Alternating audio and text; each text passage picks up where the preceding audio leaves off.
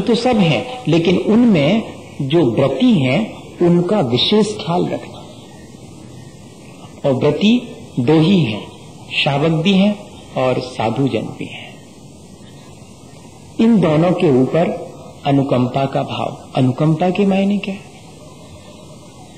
आचार्यों ने लिखा कि दया से द्रवीभूत होकर दूसरे के ऊपर आए हुए दुख को अपना मानकर जो भीतर कप जाता है मन, वो कहलाती है अनुकंपा।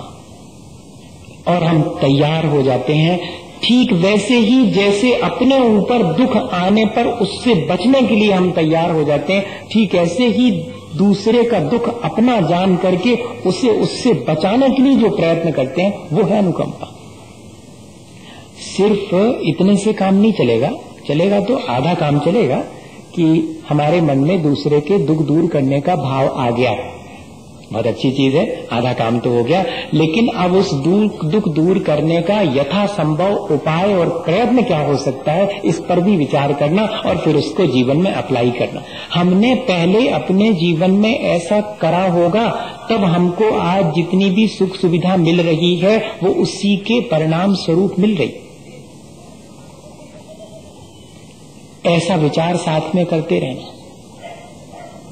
जब भी साता अपने जीवन में जब भी सुख महसूस हो तो फौरन याद आ जाए मैंने कितना पुरुषार्थ किया होगा, पहले मैंने कितनी प्राणी मात्र के प्रति दया से भर करके उनकी सहायता करने का भाव किया होगा।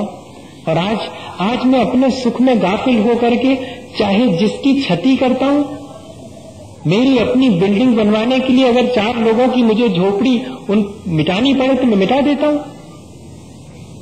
अरे वाह, मेरे अपने धन पैसे के कमाने के लिए, इकट्ठे करने के लिए अगर मुझे 4 लोगों के गर्दन दबानी पड़े तो मैं तैयार हो जाता। इतना तो दयालु हूं कि चींटी पर पैर नहीं रखता, लेकिन किसी भी संगी पंचेंद्री को मेरे जीवन से मेरे सुख की उत्पत्ति के लिए दूसरे को मुझे दुख में डालना पड़ेगा, इसका मैं ध्यान नहीं रखता हूं। ऐसा विचार आ जाना चाहिए, तब कहलाएगी कि हाँ वाकई में भूत वृत्त्यनुकंपा ये हमारे भीतर आ गया है। गांधी जी के जीवन की घटना है। जब वो जेल में थे,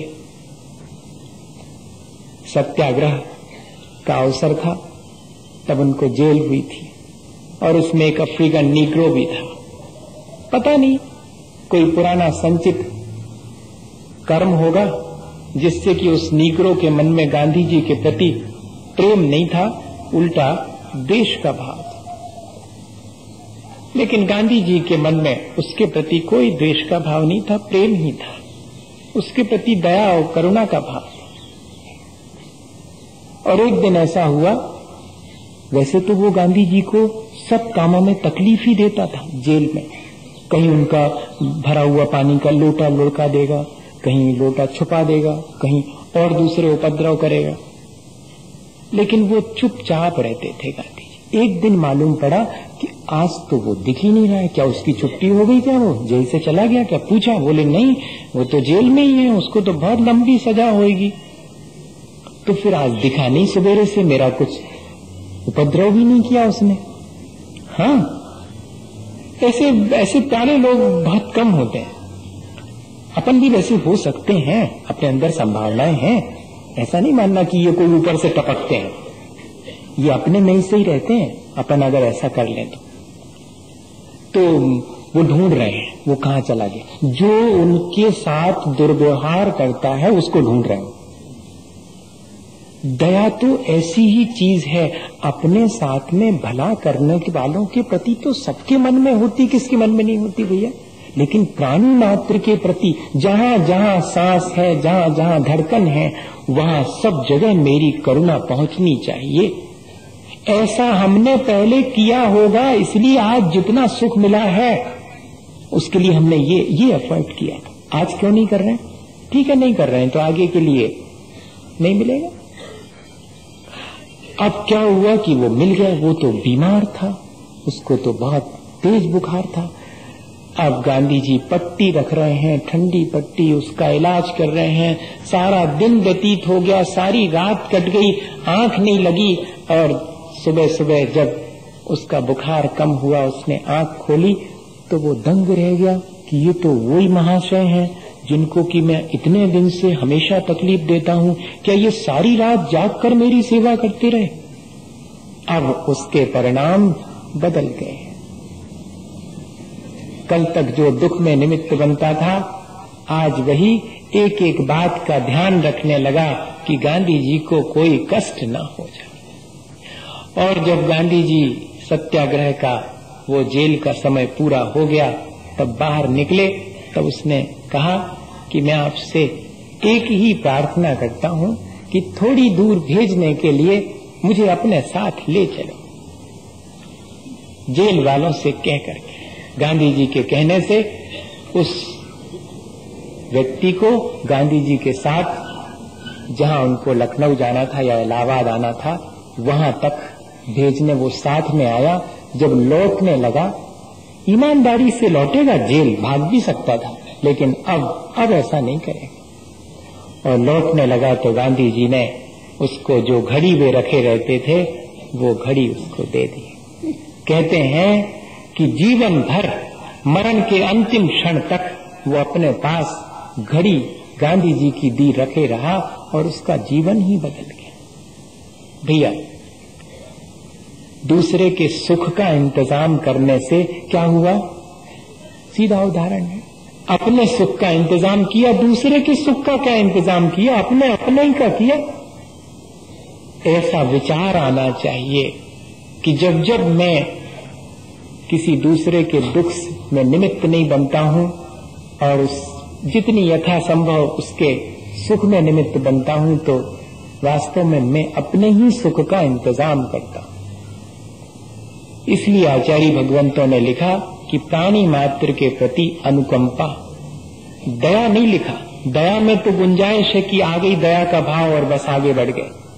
नहीं, ठीक वैसा ही दुख महसूस हो रहा है जैसा दूसरे को हो रहा है। इसलिए अब मेरे से सहा नहीं जाता, जैसे अपना दुख नहीं सहा जाता, ऐसे दूसरे का नहीं सहा जा रहा है। इसलिए मैं उसे बचाने के लिए निरंतर प्रयत्न कर रहा हूं, तब वो कहलाएगी अनुकंपा। हनुमान जी वापस लौटने लगे, जब रामचंद्र जी अयोध्या लौट आए और सारा राज्य अभिषेक हो गया, उनका गद्दी पर बैठ गए, सब वापस लौट रहे हैं, हनुमान जी भी लौट रहे हैं।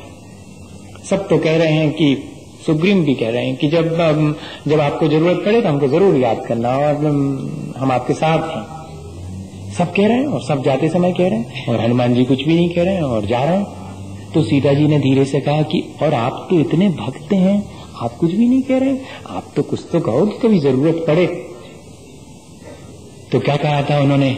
मैं तो यही चाहता हूं कि रामचंद्र जी को मेरी जरूरत कभी ना पड़े। मतलब तुम बचना चाहते हो उनकी सेवा से? नहीं, मैं सेवा से नहीं बचना चाहता, उन पर जब दुख आएगा तब ना मेरी जरूरत पड़ेगी। मैं तो चाहता हूं उन पर दुख ही ना आए, इसलिए मेरी जरूरत ही नहीं पड़े। वास्तव में तो अनुकंपा यही है कि दूसरे को दुख ही ना हो, मेरी जरूरत ही ना पड़े। और अगर किसी को दुख है तो मैं उसके लिए प्रयत्न करूं उस दुख से बचाने का। ये और त्यागी वृत्ति के प्रति तो विशेष रूप से, प्राणी मात्र के प्रति तो ऐसा भाव होना ही चाहिए, उनके दुखों से उन्हें बचाने का, उन्हें मोक्ष मार्ग पर लगाए रखने का। वे सच्चे सुख की खोज में निकले हुए हैं, अगर हम उनकी सेवा करेंगे तो हम भी सच्चे सुख को पालेंगे, इस भावना के साथ। इसलिए विशेष रूप से त्यागी व्रती जनों के प्रति अनुकंपा का भाव, उन्हें कभी भी दुख ना पहुंचे इस बात का ध्यान बना रहे, मेरे द्वारा उन्हें दुख ना पहुंचे।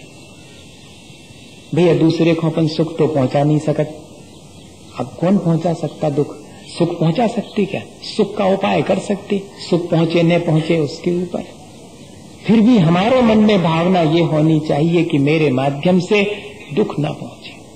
और फिर उसके बाद कह रहे हैं सराग संयम नहीं, दान, भूत वृत्त्यनुकंपा दान।